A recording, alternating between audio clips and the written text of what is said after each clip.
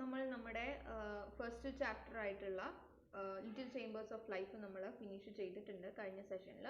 അപ്പം ഈ ഒരു സെഷനിൽ നമ്മൾ സ്റ്റാർട്ട് ചെയ്യാൻ പോകുന്നത് നമ്മുടെ സെക്കൻഡ് ചാപ്റ്റർ ആയിട്ടുള്ള ഏതാണ്, നമ്മുടെ സെൽ ക്ലസ്റ്റേഴ്സ് അഥവാ കോശജാലകങ്ങൾ എന്ന് പറഞ്ഞിട്ടുള്ള ചാപ്റ്ററാണ്. ഓക്കെ, അപ്പോൾ നമുക്ക് ആദ്യം തന്നെ നമ്മൾ ഡിസ്കസ് ചെയ്യാൻ പോകുന്നത് മലയാളം ക്വസ്റ്റ്യൻസ് ആണ്. അത് കഴിഞ്ഞിട്ട് നിങ്ങൾ ഇംഗ്ലീഷിലാണ് അഥവാ ആൻസർ അറ്റൻഡ് ചെയ്യുന്നതെങ്കിൽ ഇംഗ്ലീഷിൻ്റെ ക്വസ്റ്റ്യൻസ് ഇത് കഴിഞ്ഞിട്ട് ഉണ്ടാവുന്നതാണ്. ഓക്കെ, നിങ്ങൾക്ക് മലയാളം ആവശ്യമില്ല എങ്കിൽ നിങ്ങൾ മലയാളം സ്കിപ്പ് ചെയ്ത് വിടുക. ഓക്കെ, ഫസ്റ്റ് ക്വസ്റ്റ്യൻ നമുക്ക് നോക്കാം. പദബന്ധം മനസ്സിലാക്കി വിട്ട ഭാഗം പൂരിപ്പിക്കുക. സൈലം ജലവും ലവണവും സംവഹനം ചെയ്യുന്നു. Phloem dash. അപ്പം ഇവിടെ നമ്മുടെ ബന്ധം നമുക്ക് മനസ്സിലായി. സൈലം എന്നതാണ് ചെയ്യുന്നതെന്ന് പറഞ്ഞു. അങ്ങനെയാണെങ്കിൽ ഫ്ലോയം എന്ത് ചെയ്യുന്നു എന്നാണ് നമ്മുടെ ചോദ്യം. നമുക്ക് നോക്കാം.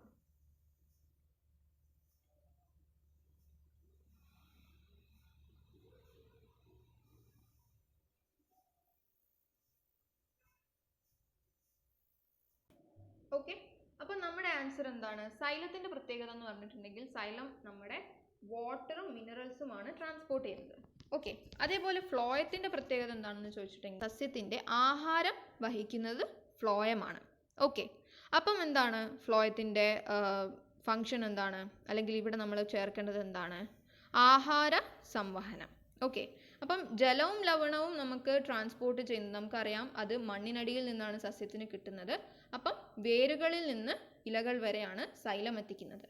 എന്നാൽ ഫ്ലോയം എത്തിക്കുന്നത് ഇലകളിൽ നിന്ന് മറ്റു ഭാഗങ്ങളിലേക്കാണ്. കാരണം നമുക്കറിയാം സസ്യങ്ങൾക്ക് സ്വന്തമായിട്ട് അവർക്ക് ഫുഡ് പ്രൊഡ്യൂസ് ചെയ്യാനുള്ള കഴിവുണ്ട്.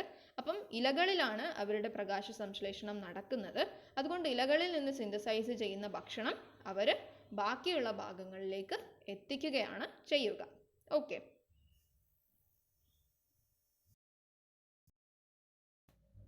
ചുവടെ ബോക്സിൽ തന്നിട്ടുള്ളവയെ മാതൃക നോക്കി ജോഡി ചേർക്കുക. മാതൃക ശ്വാസകോശം, ശ്വസന വ്യവസ്ഥ. ഇനി അടുത്തത് നോക്കുക. നാഡീവ്യവസ്ഥ, ദഹനേന്ദ്രിയ വ്യവസ്ഥ, മൂത്രവാഹി, ഹൃദയം, ശ്വാസകോശം, രക്തപര്യന വ്യവസ്ഥ, വിസർജന വ്യവസ്ഥ, തലച്ചോറ്, ശ്വസന വ്യവസ്ഥ, ആമാശയം. ഓക്കെ, ഈ മാതൃകയിൽ തന്നിട്ടുള്ളതുപോലെ അവയെ ജോഡി ചേർക്കാനാണ് തന്നിട്ടുള്ളത്. ജോഡി ചേർക്കുന്നതിന് ന്യായീകരണം എഴുതുക. ഓക്കെ, നമുക്ക് ആൻസർ നോക്കാം. മൂത്രവാഹി വിസർജന വ്യവസ്ഥ, തലച്ചോറ് നാഡീവ്യവസ്ഥ, ഹൃദയം രക്തപര്യന വ്യവസ്ഥ, ആമാശയം ദഹനേന്ദ്രിയ വ്യവസ്ഥ. ഓക്കെ, എന്താണ് ഈ ജോഡി ചേർക്കുന്നത്? നമ്മൾ ഏതിൻ്റെ ന്യായത്തിലാണ് ചെയ്തിട്ടുള്ളത്? എങ്ങനെയാണ് നമ്മൾ ജോഡി ചേർത്തിട്ടുള്ളത്? ഒന്ന് അവയവമാണ്, മറ്റേത് അവയവ വ്യവസ്ഥയാണ്, അല്ലേ? ഇങ്ങനെയാണ് നമ്മൾ അതിനെ ന്യായീകരിച്ചിട്ടുള്ളത്. ഓക്കെ, ഇനി നമ്മുടെ അടുത്ത ക്വസ്റ്റ്യൻ. ഒരു ജന്തുക്കളെ പറ്റിയുള്ള സൂചന താഴെ നൽകിയിരിക്കുന്നു. ഇത് വിശകലനം ചെയ്ത് ചോദ്യങ്ങൾക്ക് ഉത്തരം എഴുതുക. സങ്കോചിക്കാനും പൂർവസ്ഥിതി പ്രാപിക്കാനും കഴിവുള്ള കോശങ്ങൾ കൊണ്ട് നിർമ്മിച്ചിരിക്കുന്നു. ജന്തുകല തിരിച്ചറിഞ്ഞ് പേരെഴുതുക. ഈ കലയുടെ ധർമ്മം എന്ത്? നമ്മൾ ഓൾറെഡി പഠിച്ചിട്ടുള്ളതാണ്. കൂടുതൽ സമയം വേണ്ടവർ വീഡിയോ പോസ് ചെയ്യുക. ഞാൻ ആൻസർ കാണിക്കുകയാണ്. പേശീകലയാണ് ഉത്തരം. ഇത് ശരീരചലനം സാധ്യമാക്കുന്നു, അല്ലേ? പേശീകല, നമ്മുടെ മസിൽ ടിഷ്യൂ, അല്ലേ? അതായത് നമ്മുടെ ഈ മസിൽസ് ഇളക്കുന്നതിനനുസരിച്ച്, അതായത് നമ്മുടെ ബോഡി ഇളക്കുന്നതിനനുസരിച്ച് നമ്മുടെ മസിൽസ് എന്താവും? സങ്കോചിക്കുകയും അത് അതിൻ്റെ പൂർവ്വസ്ഥിതിയിൽ എത്തുകയും ചെയ്യും. എന്ന് വെച്ചാൽ വീർക്കുകയും ചുരുങ്ങുകയും ചെയ്യും. ഓക്കെ, അങ്ങനെ ചെയ്തിട്ടാണ് നമുക്ക് മൂവ്മെൻറ്റ് സാധ്യമാകുന്നത്, നമുക്ക് അനങ്ങാൻ സാധ്യമാകുന്നത്. ഓക്കെ, എന്താണ് ഇതിൻ്റെ ധർമ്മം? എന്ത് ഫങ്ഷനാണ് ഇത് ചെയ്യുന്നത്? ഇത് ശരീരചലനം സാധ്യമാക്കുന്നു. ഓക്കെ, ഇനി അടുത്ത ക്വസ്റ്റ്യൻ. മൈക്രോസ്കോപ്പിലൂടെ കലകളെ നിരീക്ഷിച്ചപ്പോൾ താഴെ പറയുന്ന ചില പ്രത്യേക സവിശേഷതകൾ കോശങ്ങളിൽ കാണാൻ കഴിഞ്ഞു. ആനുപാതികമായി വലിയ മർമ്മം, കോശദ്രവ്യം കൂടുതൽ, കട്ടി കുറഞ്ഞ കോശഭിത്തി. ഇതേത് തരം സസ്യകലയാണെന്ന് തിരിച്ചറിഞ്ഞ് പേരെഴുതുക. ഇതിൻ്റെ ധർമ്മം എഴുതുക. ഓക്കെ, ആൻസർ നോക്കാം നമുക്ക്. മെരിസ്റ്റമാറ്റിക് കല ത്വരിതഗതിയിൽ വിഭജിച്ച് സസ്യവളർച്ചയ്ക്ക് സഹായിക്കുന്നു. അല്ലേ, നിങ്ങൾ ഓർക്കുക, നിങ്ങളുടെ ടെക്സ്റ്റ് ബുക്കിൽ 2 പിക്ചേഴ്സ് ആയിട്ട് അത് കൊടുത്തിട്ടുണ്ടായിരുന്നു. ഒന്ന് മെരിസ്റ്റമിക് കലയും ഒന്ന് മെച്ചുവേർഡ് ആയിട്ടുള്ള ഒരു ടിഷ്യൂവുമായിരുന്നു. ഓക്കെ, എന്ന് വെച്ചാൽ പൂർണ്ണ വളർച്ച പ്രാപിച്ച ഒരു ടിഷ്യൂ. ഓക്കെ, എന്താണ് ഈ മെരിസ്റ്റമിക് കലയുടെ സവിശേഷതകൾ? കാരണം അതിനെന്ത് ചെയ്യാൻ പറ്റും, ആ ഭാഗത്താണ്, ഈ മെരിസ്റ്റമാറ്റിക് ടിഷ്യൂസ് ഉള്ള ഭാഗത്ത് മാത്രമാണ് പ്ലാന്റിന് വളർച്ച സാധ്യമാവുന്നത്. ഓക്കെ, എവിടെയൊക്കെയാണ് നമുക്ക് ഈ മെരിസ്റ്റമാറ്റിക് ടിഷ്യൂസ് കാണാൻ കഴിയുന്നത്? നമുക്ക് റൂട്ടിൻ്റെ അഗ്രഭാഗങ്ങളിൽ, അതായത് വേരുകളുടെ ഭാഗങ്ങളിൽ, അതും അല്ലെങ്കിൽ സ്റ്റെമ്മിൻ്റെ, തണ്ടിൻ്റെ, കാണ്ഡത്തിൻ്റെ അഗ്രഭാഗങ്ങളിലൊക്കെയാണ് നമുക്ക് ഇത്തരം മെരിസ്റ്റമാറ്റിക് ടിഷ്യൂസ് നമുക്ക് കാണാൻ കഴിയുന്നത്. ഓക്കെ, അടുത്ത ചോദ്യത്തിലേക്ക് പോകാം. താഴെ തന്നിരിക്കുന്ന പ്രസ്താവനകളിൽ അടിവരയിട്ട ഭാഗത്ത് തെറ്റുണ്ടെങ്കിൽ തിരുത്തി എഴുതുക. നാഡീകലകൾ ശരീരത്തിന് അകത്തും പുറത്തും ഉണ്ടാകുന്ന മാറ്റങ്ങൾ തിരിച്ചറിഞ്ഞ് പ്രതികരിക്കാൻ സഹായിക്കുന്നു. ആവരണകല ശരീരചലനം സാധ്യമാക്കുന്നു. യോജിക കലയിൽ നിന്ന് ഒന്നിലധികം കലകൾ ഉൾപ്പെട്ടിരിക്കുന്നു. ആൻസർ നമുക്ക് നോക്കാം. പേശികലയാണ് ഉത്തരം. ഓക്കെ, അതായത് ഇവിടെ തെറ്റുള്ളത് ബി, ആവരണകല ശരീരചലനം സാധ്യമാക്കുന്നു എന്ന് പറഞ്ഞിട്ടുള്ള സെൻറ്റൻസിലാണ്. ബാക്കി 2 എയും സിയും ഇത് ശരിയായ സ്റ്റേറ്റ്മെൻറ്റുകളാണ്. ഓക്കെ, അപ്പം ബിയുടെ ഇങ്ങനെയാണ് നമ്മൾ മാറ്റി എഴുതേണ്ടത്. പേശികല ശരീരചലനം സാധ്യമാക്കുന്നു. എന്താണ് ആവരണകലയുടെ ധർമ്മം? ആവരണകലയാണ് നമ്മുടെ ബോഡി, അതായത് നമ്മുടെ ശരീരത്തിന് ചുറ്റപ്പെട്ടിട്ടുള്ളത്, അല്ലേ? അതായത് ഏറ്റവും പുറത്തുള്ള, നമ്മുടെ ശരീരത്തിൻ്റെ ഏറ്റവും പുറത്തുള്ള ടിഷ്യൂ ഏതാണ്? ആവരണകലയാണ്. ഓക്കെ, അതിന് പുറമെ തൊലിയുണ്ട്, പക്ഷെ അതിന് താഴെയുള്ള ഏറ്റവും ഏറ്റവും പുറമെയുള്ള ടിഷ്യൂ ഏതാണെന്ന് ചോദിച്ചാൽ അത് ആവരണകലയാണ്. ഓക്കെ, അടുത്ത ചോദ്യം. താഴെ തന്നിരിക്കുന്ന പ്രസ്താവനകളിൽ മെരിസ്റ്റമിക് കോശങ്ങൾക്ക് മാത്രം യോജിച്ച പ്രസ്താവനകൾ തിരഞ്ഞെടുത്ത് എഴുതുക. മെരിസ്റ്റമിക് കോശങ്ങൾ ത്വരിതഗതിയിൽ വിഭജിച്ച് സസ്യവളർച്ചയ്ക്ക് കാരണമാകുന്നു. മെരിസ്റ്റമിക് കോശങ്ങൾ കോശഭിത്തിയുടെ കനം വളരെ കൂടുതലാണ്. മെരിസ്റ്റമിക് കോശങ്ങളിൽ ഫേനം ഇല്ല. മെരിസ്റ്റമിക് കോശങ്ങളിൽ മർമ്മത്തിന് ആനുപാതിക വലുപ്പം കുറവാണ്. ഓക്കെ, ഇതിൻ്റെ അകത്ത് യോജിച്ച പ്രസ്താവനകൾ എഴുതുക. ഓക്കെ, തിരഞ്ഞെടുത്ത് എഴുതുക. ആൻസർ നോക്കാം. എ, സി എന്നിവ ശരിയായ പ്രസ്താവനകളാണ്. ബിയും ഡിയും തെറ്റായ പ്രസ്താവനകളാണ്, അല്ലേ? നോക്കുക, മെരിസ്റ്റമിക് കോശങ്ങൾ ത്വരിതഗതിയിൽ വിഭജിച്ച് സസ്യവളർച്ചയ്ക്ക് കാരണമാകുന്നു, അല്ലേ? നമ്മൾ നേരത്തെ മുമ്പത്തെ ചോദ്യത്തിലും അത് പറഞ്ഞതാണ്. ഇനി ബി നോക്കുക. മെരിസ്റ്റമിക് കോശങ്ങൾ കോശഭിത്തിയുടെ കനം വളരെ കൂടുതലാണ്. അല്ല, അല്ലേ? അത് തെറ്റായിട്ടുള്ള ഒരു പ്രസ്താവനയാണ്. കാരണം മെരിസ്റ്റമിക് കോശങ്ങളിൽ കോശഭിത്തിയുടെ കനം വളരെ ചെറുതാണ്, അല്ലേ? അടുത്തത് നോക്കുക. മെരിസ്റ്റമിക് കോശങ്ങളിൽ ഫേനം ഇല്ല. മെരിസ്റ്റമിക് കോശങ്ങളിൽ മർമ്മത്തിന് ആനുപാതിക വലുപ്പം കുറവാണ്. ഈ ഒരു കാര്യം ശരിയാണ്, അല്ലേ? മർമ്മത്തിൻ്റെ ആനുപാതിക വലുപ്പം കുറവാണ് മെരിസ്റ്റമിക് സെല്ലിൽ. ഓക്കെ, അടുത്ത ചോദ്യം. ചിത്രം നിരീക്ഷിച്ച് ചുവടെ നൽകിയിരിക്കുന്ന ചോദ്യങ്ങൾക്ക് ഉത്തരം എഴുതുക. ചിത്രത്തിൽ സൂചിപ്പിച്ചിരിക്കുന്ന കലയെ തിരിച്ചറിഞ്ഞ് പേരെഴുതുക. ഈ കലയുടെ പ്രത്യേകത എന്ത്? ഇങ്ങനെയുള്ള ഒരു ചിത്രം, ഈ സെയിം ചിത്രം നിങ്ങളുടെ ടെക്സ്റ്റ് ബുക്കിൽ ഉണ്ടായിരുന്നു. നമ്മൾ ഡിസ്കസ് ചെയ്ത സമയത്ത് 3 ചിത്രം ഇതിനോടൊപ്പം തന്നെ ഉണ്ടായിരുന്നു. ഇത് ഏത് കലയാണെന്ന് നിങ്ങൾ തിരിച്ചറിയുക. ഇതിൻ്റെ പ്രത്യേകത എന്താണെന്ന് എഴുതുക. നമുക്ക് ആൻസർ നോക്കാം. ഇതൊരു സ്ക്ലീറൻകൈമ സെല്ലാണ്, അല്ലേ? കോശഭിത്തിയുടെ എല്ലാ ഭാഗത്തും ഒരുപോലെ കട്ടി കൂടിയ കോശങ്ങൾ ചേർന്നത്. സ്ക്ലീറൻകൈമ എന്ന് പറയുന്നത് ഒരു സിമ്പിൾ ടിഷ്യൂ ആണ്, അല്ലേ? ഒരു സിമ്പിൾ പെർമനൻറ്റ് ടിഷ്യൂ ആണ്. അതായത് പ്ലാന്റ് സെല്ലിൽ നമ്മൾ സസ്യങ്ങളിൽ കാണുന്ന ഒരു സിമ്പിൾ ടിഷ്യൂ ആണ് ഈ സ്ക്ലീറൻകൈമ എന്ന് പറഞ്ഞിട്ടുള്ള ടിഷ്യൂ. ഇതിൻ്റെ പ്രത്യേകത എന്താണെന്ന് വെച്ചിട്ടുണ്ടെങ്കിൽ എല്ലാ ഭാഗത്തും, അതായത് ഇതിൻ്റെ കോശഭിത്തി, ഓക്കെ, ഇതിൻ്റെ സെൽ വോളിൻ്റെ, ഇതിൻ്റെ കോശഭിത്തിയുടെ എല്ലാ ഭാഗത്തും കട്ടി കൂടുതലാണ്. ഓക്കെ, അങ്ങനെ കട്ടി കൂടുതലുള്ള കോശഭിത്തി ഉള്ളത് കൊണ്ട് തന്നെ ഇത് പ്ലാന്റിന് ചെയ്യുന്ന ധർമ്മം എന്താണ്, ഇത് സസ്യത്തിന് ചെയ്യുന്ന ധർമ്മം എന്താണെന്ന് ചോദിച്ചിട്ടുണ്ടെങ്കിൽ അതിന് വേണ്ട ബലവും സപ്പോർട്ടും ഒക്കെ കൊടുക്കുന്നത്, ഓക്കെ, ശക്തിയും സപ്പോർട്ടും ഒക്കെ കൊടുക്കുന്നത് ആരാണ്? ഈ സ്ക്ലീറൻകൈമ സെല്ലാണ്. ഓക്കെ, ഇനി നമുക്ക് അടുത്ത ചോദ്യത്തിലേക്ക് പോവാം.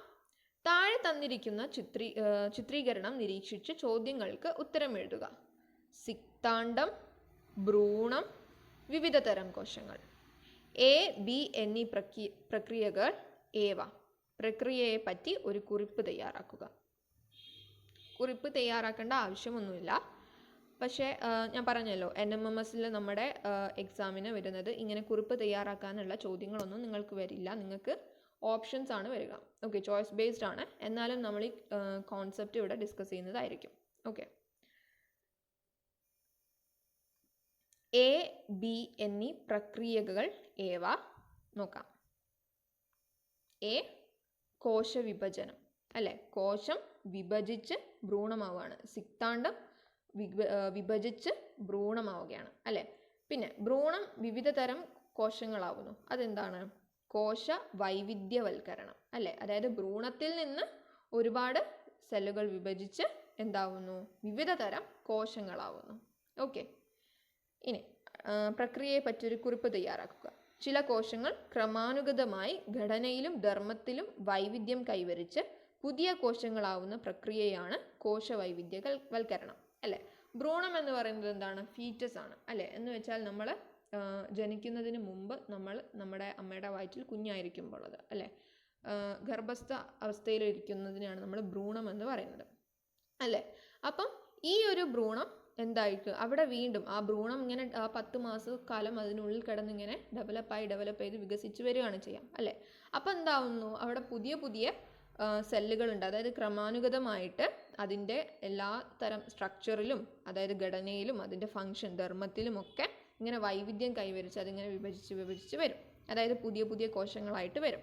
അങ്ങനെയാണ് നമ്മൾ അതായത് പ്രസവശേഷം എന്തായി വരുന്നത്? ഒരു കുട്ടി ആ ഒരു രൂപത്തിൽ വരുന്നത്.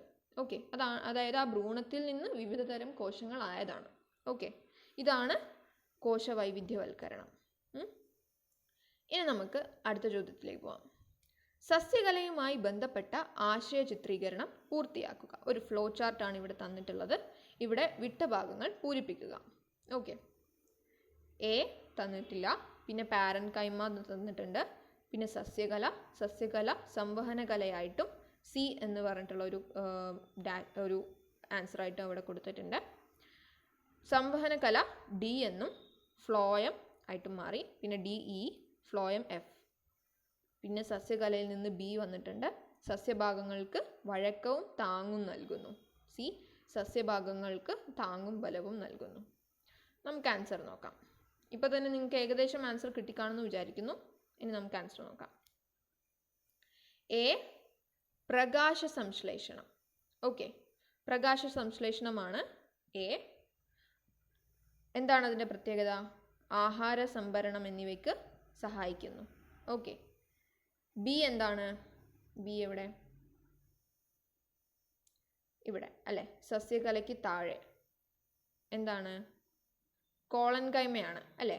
കോളൻ കൈമയുടെ പ്രത്യേകത എന്താണ്? സസ്യഭാഗങ്ങൾക്ക് വഴക്കവും താങ്ങും നൽകുന്നു അല്ലേ. സ്ട്രെങ്ത്തും സപ്പോർട്ടും കൊടുക്കുകയാണ് ചെയ്യുന്നത് ചെടിക്ക്. ഇനി സ്ക്ലീറൻ കൈമ, സിയുടെ ആൻസർ എന്താണ്? സ്ക്ലീറൻ കൈമ അല്ലേ. സസ്യകല എങ്ങനെയൊക്കെ വിഭജിച്ചിട്ടുണ്ട് ഇവിടെ അല്ലേ. എന്താണ്? സസ്യഭാഗങ്ങൾക്ക് താങ്ങും ബലവും നൽകുന്നു എന്നാണ് ചുവടെ കൊടുത്തിട്ടുള്ളത്. അത് സ്ക്ലീറൻ കൈമ സെല്ലാണ് അല്ലേ. ഇനി ഡി എന്താണ്? ഇവിടെ ഫ്ലോയം ആണെങ്കിൽ ഇവിടെ എന്താവും? സൈലമാവും അല്ലേ. പിന്നെ അവിടുന്ന് എന്ത് വരും? ഇയും പിന്നെ ഫ്ലോയത്തിൽ നിന്ന് എഫും വരുന്നുണ്ട്. സൈലം എന്തിനാണ് സഹായിക്കുന്നത്? ജലസംവഹനത്തിന് അല്ലേ. നമ്മുടെ വെള്ളം, അതായത് ചെടിക്കകത്തൂടെ വെള്ളം വഹിക്കാൻ വേണ്ടിയിട്ടാണ് സൈലം സഹായിക്കുന്നത്. അതേപോലെ തന്നെ ഫ്ലോയം എഫിൽ ആഹാര സംവഹനമാണ്. അതായത് ഫ്ലോയത്തിൽ കൂടെയാണ് ചെടിക്ക് ആവശ്യമായിട്ടുള്ള ആഹാരം വഹിക്കുന്നത്. ഓക്കെ, അടുത്ത ചോദ്യത്തിലേക്ക് പോവാം. താഴെ പറയുന്നവയ്ക്ക് ശാസ്ത്രീയ വിശദീകരണം എഴുതുക. വാഴയിലയുടെ മൃദുത്വം, ചിരട്ടയുടെ കാഠിന്യം, ചേമ്പിൻ തണ്ടിൻ്റെ വഴക്കം. നോക്കാം. ഓപ്ഷൻ എയിൽ വാഴയിലയുടെ മൃദുത്വം. എന്താണ് അതിൻ്റെ കാരണം? പാരൻകൈമ സെൽസിൻ്റെ സാന്നിധ്യമാണ്. ഓക്കെ, നമ്മൾ ചില സസ്യകലകളുടെ പേര് പറഞ്ഞിരുന്നു. 3 തരം സസ്യകലകളുടെ പേരായിരുന്നു നമ്മൾ പറഞ്ഞത്. പാരൻകൈമ, കോളൻ കൈമ, സ്ക്ലീറൻ കൈമ. ഓക്കെ, അപ്പം പാരൻകൈമയെ കുറിച്ച് നമ്മൾ പറഞ്ഞത് ഇതായിരുന്നു. വളരെ സിമ്പിൾ ആയിട്ടുള്ള, ഏറ്റവും ലഘുവായിട്ടുള്ള സെല്ലാണ് പാരൻകൈമ സെൽ. ഓക്കെ, വാഴയിലേക്ക് ആ മൃദുത്വമുള്ളത് പാരൻകൈമ സെല്ലിൻ്റെ സാന്നിധ്യം കൊണ്ടാണ്. അടുത്തത് ചിരട്ടയുടെ കാഠിന്യം. ചിരട്ട നമുക്ക് നോക്കിയാൽ അറിയാം വളരെ കട്ടി കൂടിയ ഒന്നാണ് അല്ലേ, അതിനകത്ത് ഒരുപാട് ഫൈബേഴ്സ് ഉണ്ട്. സ്ക്ലീറൻകൈമയുടെ സാന്നിധ്യം കൊണ്ടാണ് ചിരട്ടയ്ക്ക് അത്രയും ബലമുള്ളത്. ഓക്കെ, പിന്നെന്താണ് ചേമ്പിൻ തണ്ടിൻ്റെ വഴക്കം. എന്തുകൊണ്ട് അത് അത്ര ഫ്ലെക്സിബിൾ ആവുന്നു, നമുക്ക് അതിന് വേണ്ട രീതിയിൽ വഴക്കം, അതിൻ്റെ ആ ഒരു വഴക്കം അതിന് കൈവരിക്കാൻ പറ്റുന്നു. അതിൻ്റെ ആൻസർ എന്താണ്, കോളൻ കൈമയുടെ സാന്നിധ്യം അല്ലേ. പാരൻകൈമയേക്കാൾ കൂടുതൽ കട്ടിയേറിയതാണ് കോളൻ കൈമ, അതായത് അതിൻ്റെ കോശഭിത്തികളുടെ അരികുകളിൽ അതിനെന്തുണ്ട്, അതിന് കട്ടി കൂടുതലാണ്.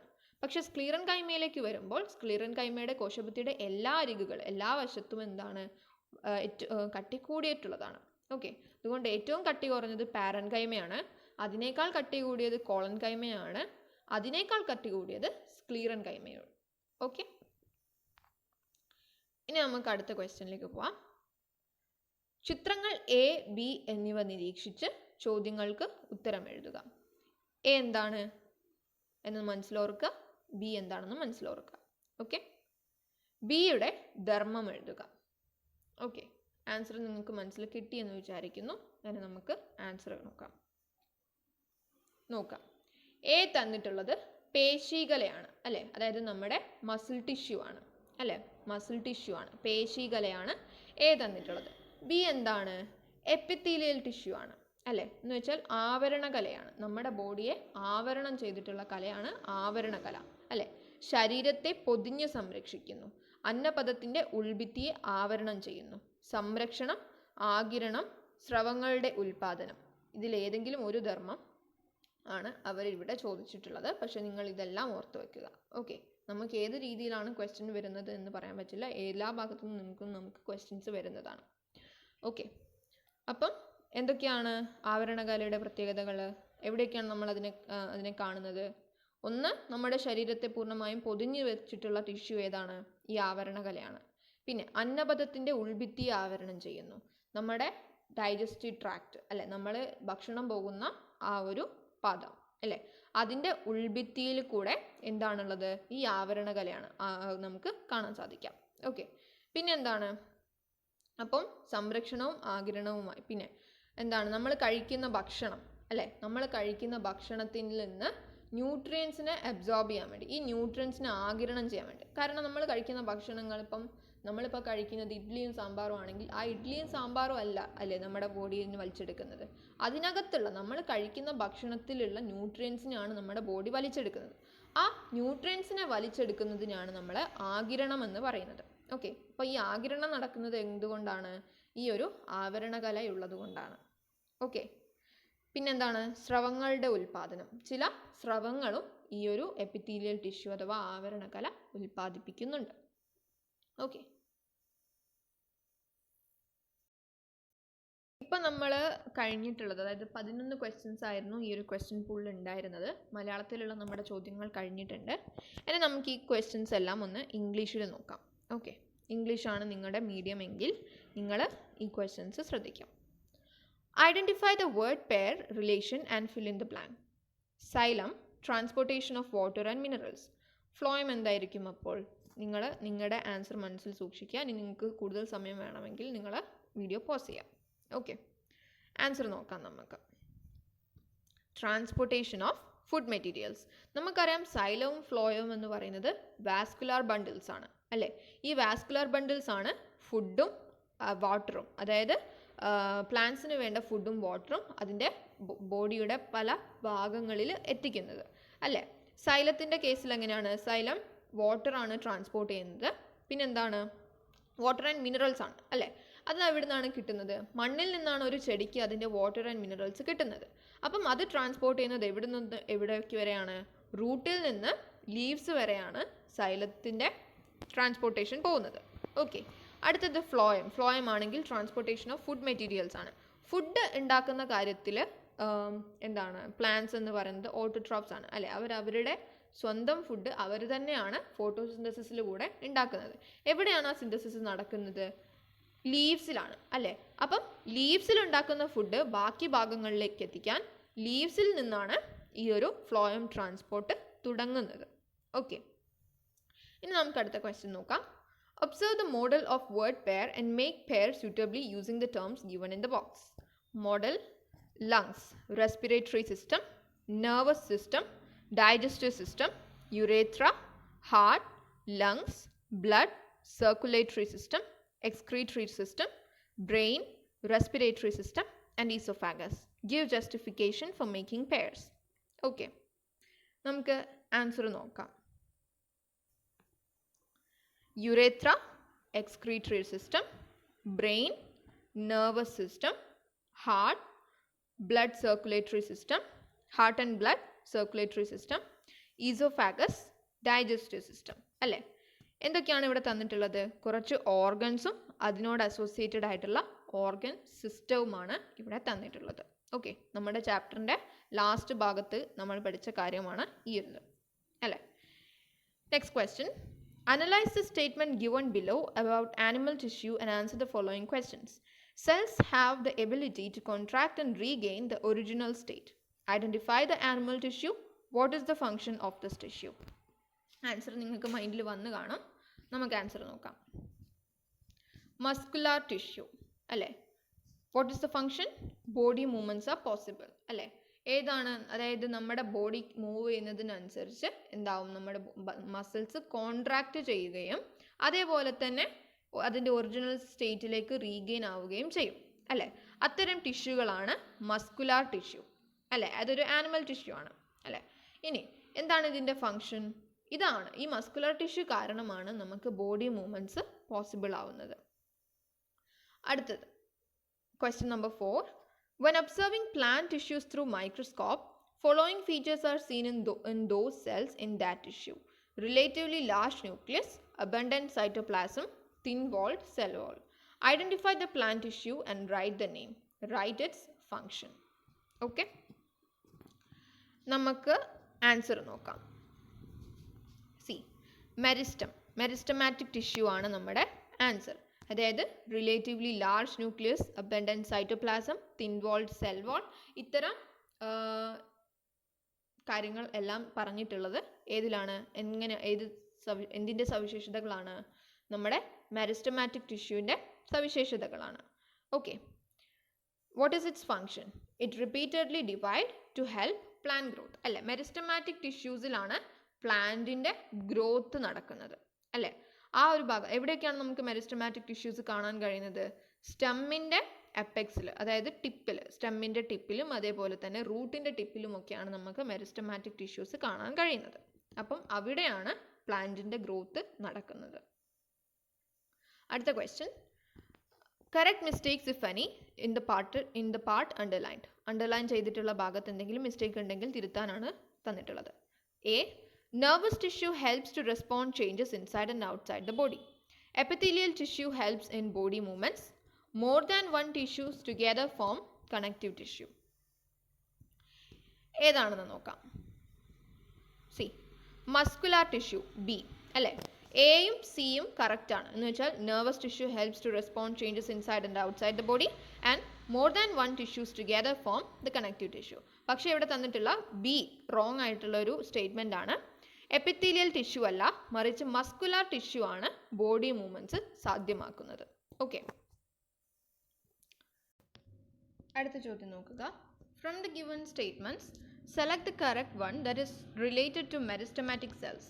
Meristematic cells dividing fastly to help growth, thick cell wall present in meristematic cells, vacuole absent in meristematic cells, nucleus in the meristematic cells are relatively small. Okay, നമുക്ക് ആൻസർ നോക്കാം അല്ലേ? എയും സിയുമാണ് ഇതിനകത്ത് ട്രൂ. എന്ന് വെച്ചാൽ നമുക്കറിയാം മെരിസ്റ്റമാറ്റിക് സെൽസ് എന്തിനു വേണ്ടിയിട്ടുള്ളതാണ്?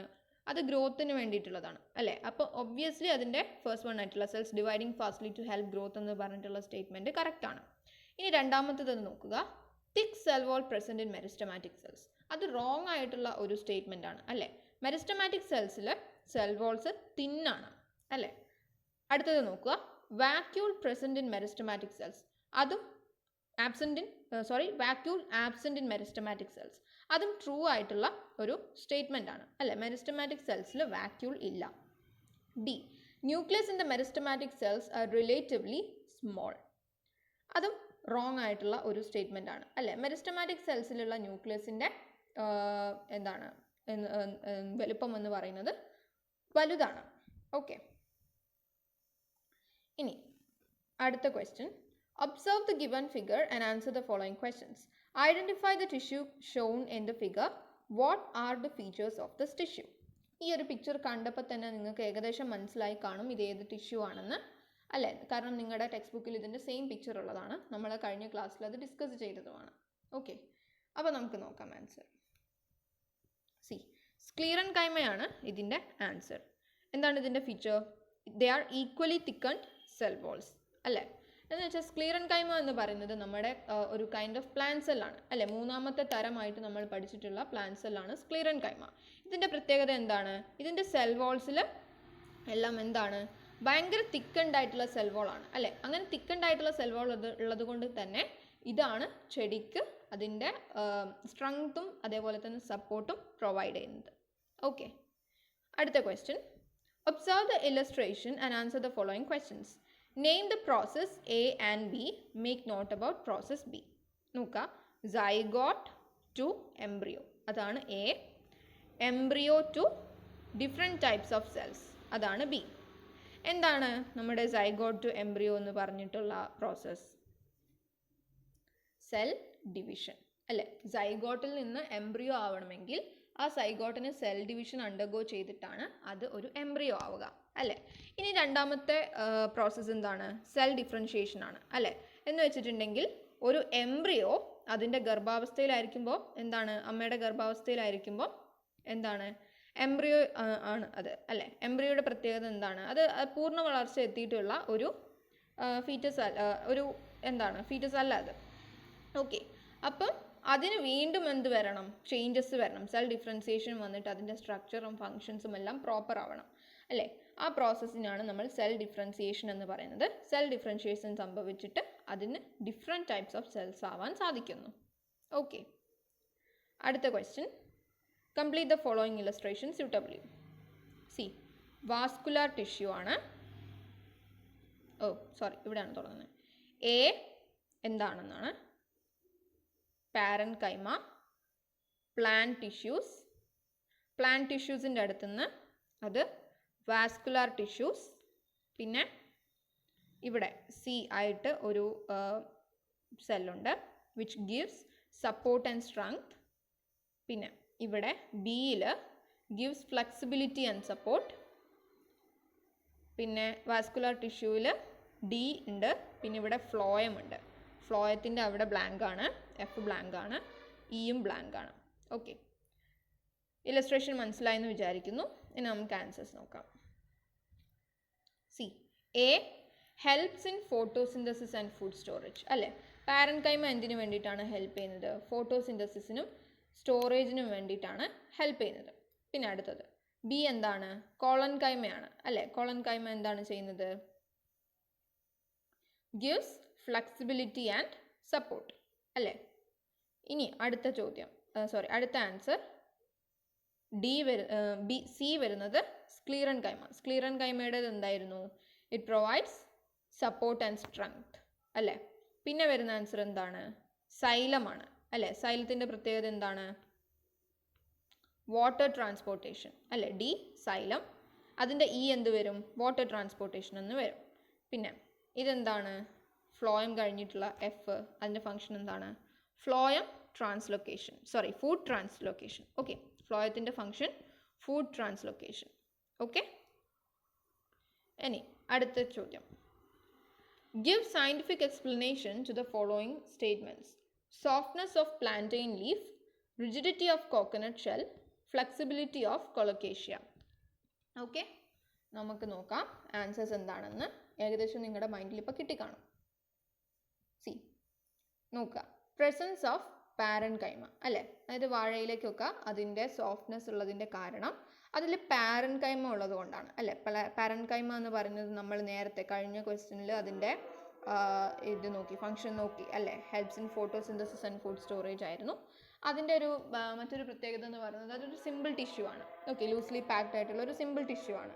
സോ അതിൻ്റെ ഈ പ്ലാന്റെയിൻ ലീഫിൻ്റെ സോഫ്റ്റ്നെസ്സിന് കാരണം പാരൻകൈമയാണ്. അടുത്ത option rigidity of coconut shell അല്ലേ. എന്താണ്? Presence of സ്ക്ലീറൻകൈമ. സ്ക്ലീറൻകൈമയുടെ പ്രത്യേകത എന്ന് വെച്ചാൽ വളരെ തിക്കായിട്ടുള്ള സെൽ വാൾസ് ആണ് അതിന് ചുറ്റുമുള്ളത്. അതുകൊണ്ട് തന്നെ അതിൻ്റെ സ്ട്രെങ്ത്തും സപ്പോർട്ടും എല്ലാം പ്രൊവൈഡ് ചെയ്യാൻ സാധിക്കുന്നു. Okay. C, flexibility of colocasia. അതായത് നമ്മുടെ ചേമ്പിൻ തണ്ടിന് അതിൻ്റെ ഫ്ലെക്സിബിലിറ്റി ഉണ്ടാവാൻ കാരണം എന്താണ്? It is because of the presence of collenchyma അല്ലേ. കോളൻകൈമ സെൽസിൻ്റെ പ്രത്യേകത എന്താണ്? അതിൻ്റെ അറ്റങ്ങൾ, സെൽ വോളിൻ്റെ അരികുകളിൽ അത് തിക്കുണ്ടായിരിക്കും. ഓക്കെ. അപ്പോൾ അതുകൊണ്ടാണ് കൊളക്കേഷ്യക്ക് അതിന് ഫ്ലെക്സിബിലിറ്റി കൊടുക്കാൻ സാധിക്കുന്നത്. Last question, observe the figures A and B and answer the following questions. Identify figures A and B. A ഇതാണ് ആൻഡ് ബി ഇതാണ്. ഓക്കെ. ഏതൊക്കെയാണ് ഈ സെൽസ്? ആൻസർ കൊടുക്കാം. മസിൽ ടിഷ്യൂ ആണ് അല്ലേ. എ എന്നുള്ളത് മസിൽ ടിഷ്യൂ ആണ് ആൻഡ് ബിയിലുള്ളത് എപ്പിത്തീലിയൽ ടിഷ്യൂ ആണ്. എന്തൊക്കെയാണ് ഇതിൻ്റെ പ്രത്യേകതകൾ? എയുടെ പണി എന്താണ്? മസിൽ ടിഷ്യൂ എന്താ ചെയ്യുക? നിങ്ങളുടെ ക്വസ്റ്റ്യനിൽ ചോദിച്ചിട്ടുള്ളത് ബിയുടേതാണ്, എന്നാലും പറയാണ് മസ്കുലാർ ടിഷ്യൂയുടെ ഫങ്ഷൻ എന്താണ്? മസ്കുലാർ ടിഷ്യൂ മൂവ്മെൻറ്റിന് ഹെൽപ്പ് ചെയ്യുന്നതാണ് അല്ലേ. മൂവ്മെൻറ്റിന് ഹെൽപ്പ് ചെയ്യുന്ന ടിഷ്യൂ ആണ് മസ്കുലാർ ടിഷ്യൂ. ആൻഡ് എപ്പിത്തീലിയൽ ടിഷ്യൂവിൻ്റെ പ്രത്യേകത എന്താണ്? എപ്പിത്തീലിയൽ ടിഷ്യൂ ആണ് നമ്മുടെ ബോഡിയെ കവർ ചെയ്യുന്ന ടിഷ്യൂ. അത് മാത്രവുമല്ല നമ്മുടെ ഡൈജസ്റ്റീവ് ട്രാക്റ്റിലും അങ്ങനെയൊക്കെ പ്രസൻ്റ് ആയിട്ടുള്ള അബ്സോർപ്ഷനൊക്കെ ചെയ്യുന്ന ടിഷ്യൂ ആണ് എപ്പിത്തീലിയൽ ടിഷ്യൂ. ഓക്കെ. അപ്പം ഇതോടൊക്കെ നമ്മുടെ ഈ ക്വസ്റ്റ്യൻ സെഷൻ അവസാനിക്കുകയാണ്. നമ്മൾ 11 ക്വസ്റ്റ്യൻസ് ആണ് നമ്മൾ ഡിസ്കസ് ചെയ്തിട്ടുള്ളത്. ഓക്കെ. അപ്പം സെൽ ക്ലസ്റ്റർ ഏകദേശം ക്ലിയർ ആണെന്ന് പ്രതീക്ഷിക്കുന്നു. ഏകദേശം എല്ലാ ഭാഗത്തും ടച്ച് ചെയ്തിട്ടുള്ള ക്വസ്റ്റ്യൻസ് നമ്മൾ ഡിസ്കസ് ചെയ്ത് കഴിഞ്ഞു. ഓക്കെ.